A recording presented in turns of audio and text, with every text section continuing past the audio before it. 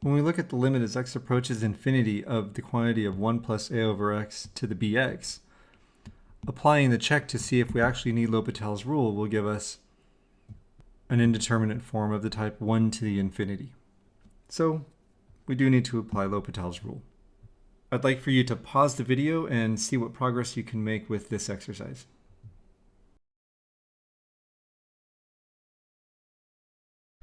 First thing I'm going to do is set the limit equal to L, and then we'll apply the natural log to both sides. So we have the limit as x approaches infinity of the natural log of 1 plus a over x equals natural log of L, but this b to the x, remember, is an exponent.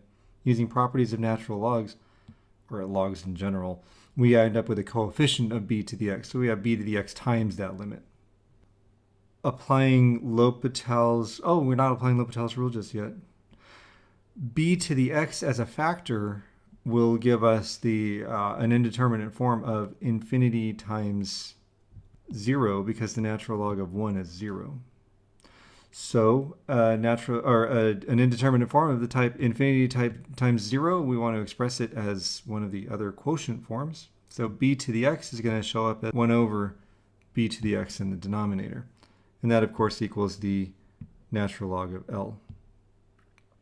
Now applying L'Hopital's rule, we have the limit as x approaches infinity of 1 over the argument for the numerator, so 1 over 1 plus a over x, times the derivative of that inside function, which is going to be negative a over x squared, divided by the derivative of the denominator, which is negative 1 over b to the x squared, equals natural log of L. Negative 1 over x squareds divide out, and we end up with the limit as x approaches infinity of simply 1 over 1 plus a over x. This 1 over b in the denominator and this a in the numerator can come out front as factors ab. So we have ab times the limit as x approaches infinity of 1 over 1 plus a over x, equals the natural log of L.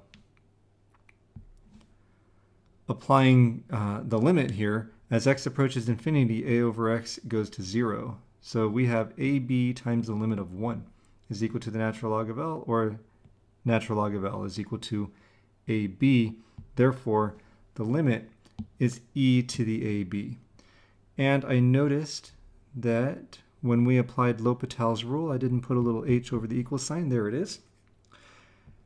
Now, we have this result, and it's the answer to the problem. We can move on, but I'd like us to consider a little bit what the original expression had been. The original expression had been 1 plus a over x to the bx. This looks a lot like an expression that's found in the formula for discretely compounding interest, which is a equals p times 1 plus r over n to the nt.